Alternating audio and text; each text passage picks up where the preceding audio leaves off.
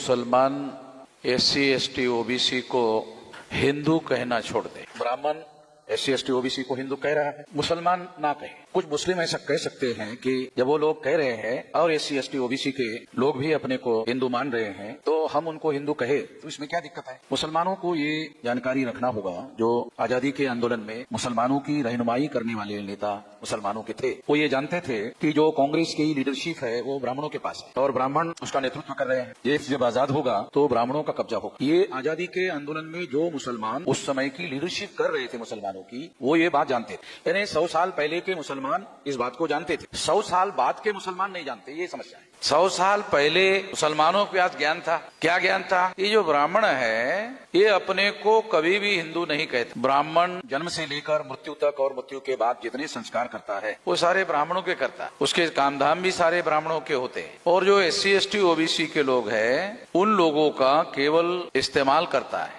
और इस्तेमाल करने के लिए उनको हिंदू बनाया जाना जरूरी है, जिसे मूल रूप से ब्राह्मण धर्म माना जाता है, कहा जाता है। ब्राह्मण खुद इस बात को मानते थे, आज भी मानते हैं, थोड़े तरीका बदलकर। वो क्या है? वर्ण व्यवस्था। वर्ण व्यवस्था में क्या है? ब्राह्मण, क्षत्रिय, वैश्य, शूद्र। शूद्र में कौन है सारे देश भर में? ओबीसी, जिनकी संख्या 52% से ज्यादा है। ये शूद्र लोग, जो ब्राह्मण ओबीसी को हिंदू कहते हैं उसकी वो गिनती करने के लिए भी तैयार नहीं है। एससी एसटी ओबीसी को हिंदू बनाने के लिए मुसलमानों के विरोध में, फसाद में इस्तेमाल कर रहे हैं।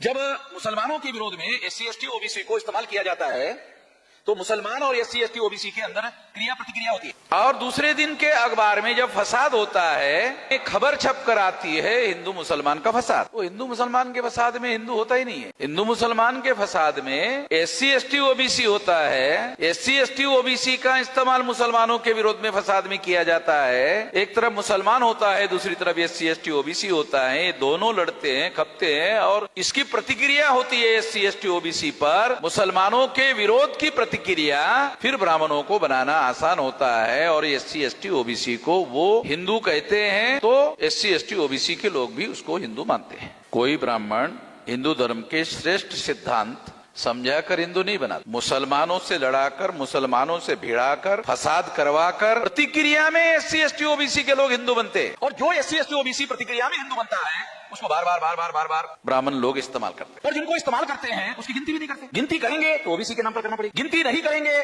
तो प्रचार कर सकते हैं, करते रह सकते हैं, हिंदू हिंदू हिंदू। फिर जब ब्राह्मण प्रचार करते हैं एससी एसटी ओबीसी के लोग हिंदू है तो मुसलमान सुनते हैं ये हिंदू है। मुसलमान भी उनको हिंदू कहना शुरू कर देते हैं और इस तरह से मुसलमान आरएसएस के ट्रैप में फंस जाते हैं। कितने मुसलमानों को जो बात मैं समझा रहा हूँ समझ में आती है? तो इस तरह से मुसलमान प्रतिक्रिया में ब्राह्मण धर्म को मजबूत करने का काम करता है। मुसलमान कर रहा है।